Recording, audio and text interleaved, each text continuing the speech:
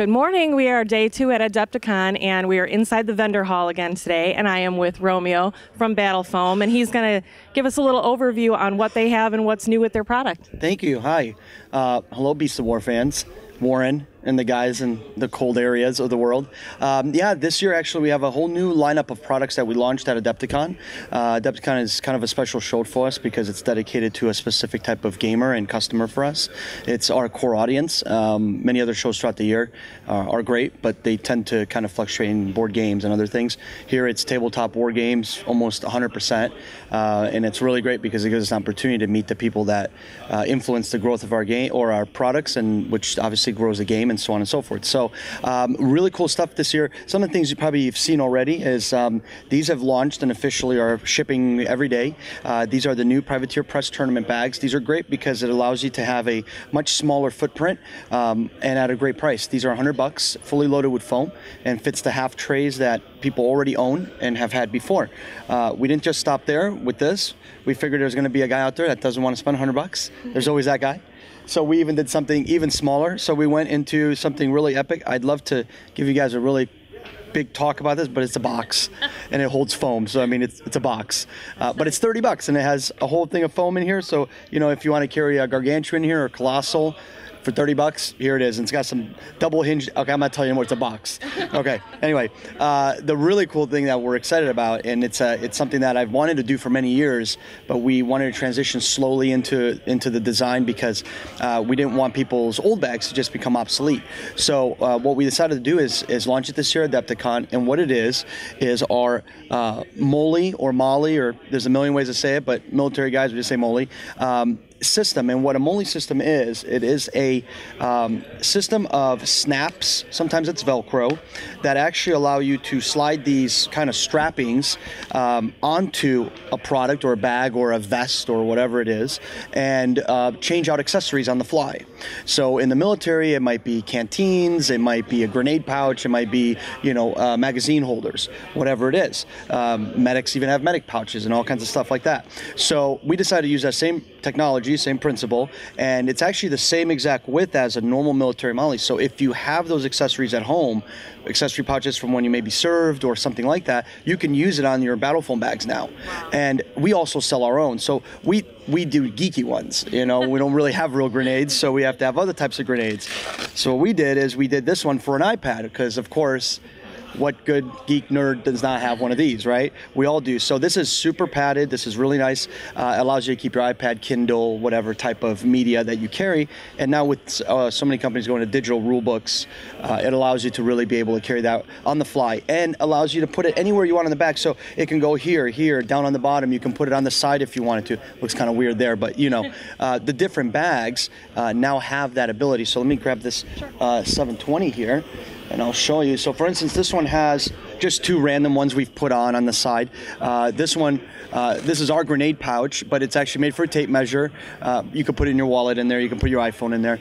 The one on the bottom is kind of a catch-all pocket, and this one's done more for dice or extra goodies that you just want to throw in there. Now, as we really, and if you look at this one, just have an area in the front, but then all the way around you have a ton of space. So really you can do 5, 6 of these bags. Wow. So what we've been known for years is obviously the ability to have, you know, custom foam.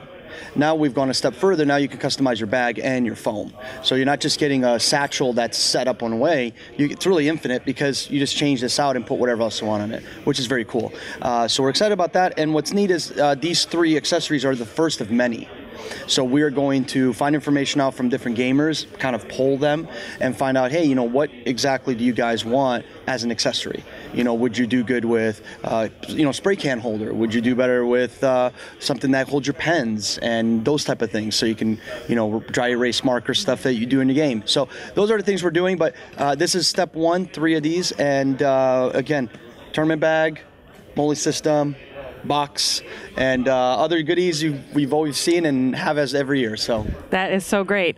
Price point, where are we at with the different bags? You mentioned these two. Yeah. Where do we go in these levels? So these are the same price as they've always been. So these bags are going to range from as little as $80 all the way up to, you know, the big guy over there, fully loaded, going up to $300. But again, we haven't raised the price of the bags.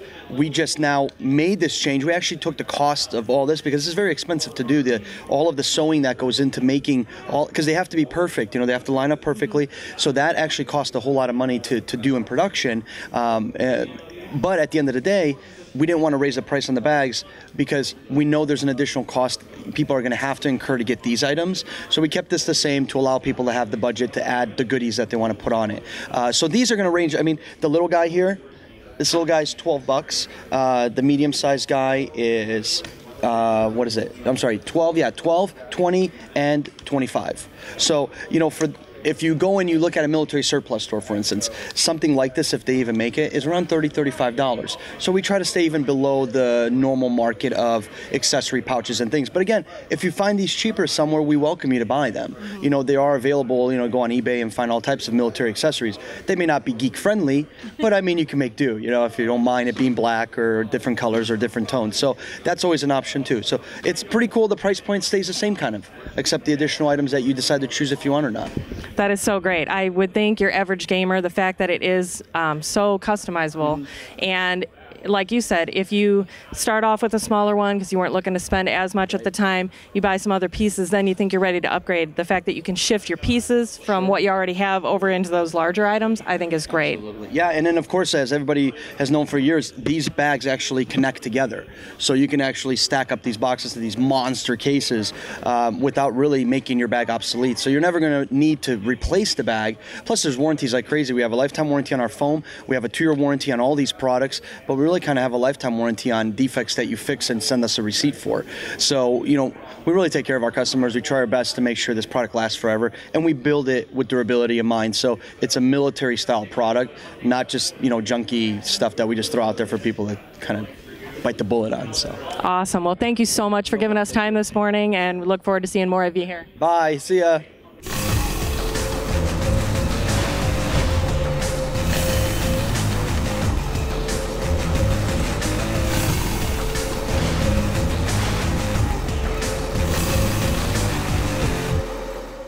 We are back in the vendor hall, and I'm standing here with Han of Miro Productions and Ray, and they're going to fill us in on the really nice stuff we're seeing on the table here. So now we just finished our Kickstarter last year, and we just gonna do more coverage so more people will know about our companies, our games. So actually at the moment we're taking pre-orders in our Facebook store. So actually we are selling the box. It's gonna coming out in 4th quarter this year. And those are the actual products. Those are the plastic casts. In the middle, you can see all the resin casting. And here's the actual sculptures. So we're displaying. And you can see at the side over here is all the miniatures that's coming up at the moment. So these are the expansions and coming up for the games. Can you tell us a little bit about the game itself and the way that it plays? Sure. Our games is actually based on a Chinese classical novel, Journey to the West. And so the player is going to be one of the pilgrims. It's a cooperative miniature board games. And you're playing against the monsters with the game itself. So the monster move with our rules, and the player is playing against the game itself. Oh, that's pretty neat. That's different. Yeah, thank you. You're welcome. Well, welcome to AdeptiCon. They said this is their first time here as well, and it sounds like it's been going really well for you guys. Good luck to you. Thank you very much. You're welcome.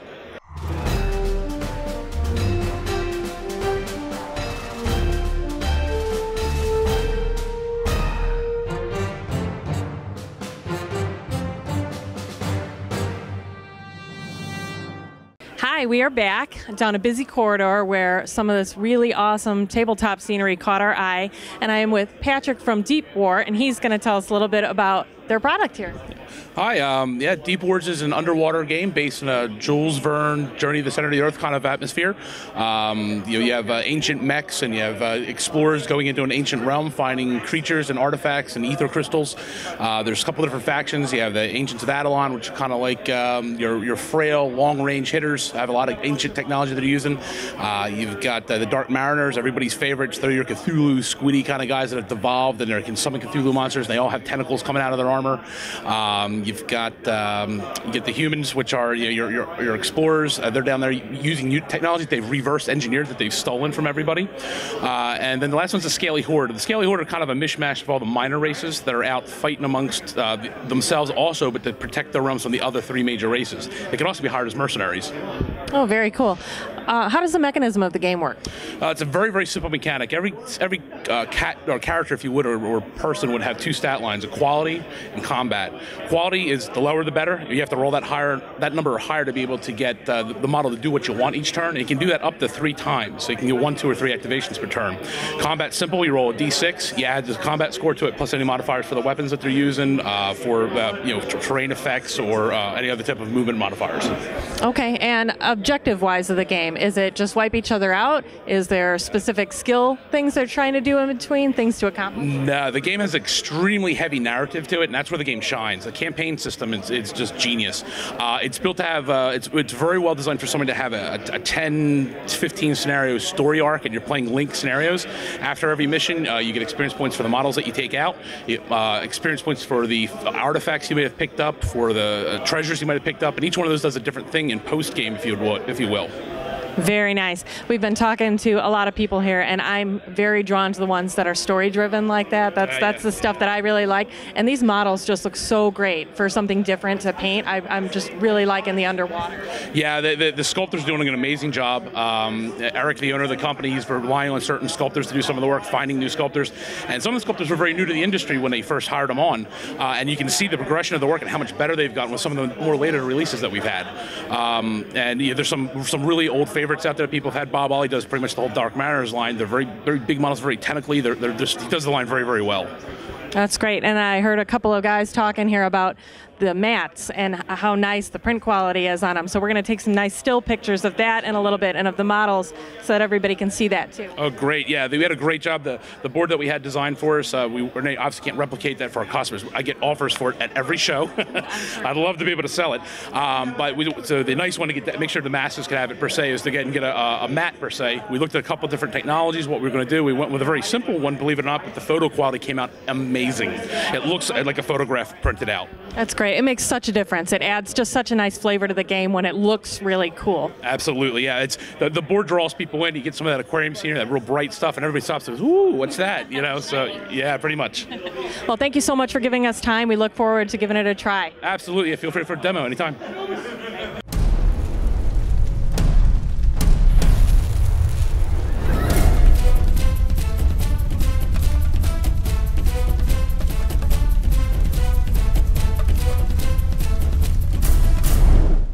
Okay, hi. We are coming to you from another one of the conference rooms where we are taking a look at the Malifaux cake match that's going on.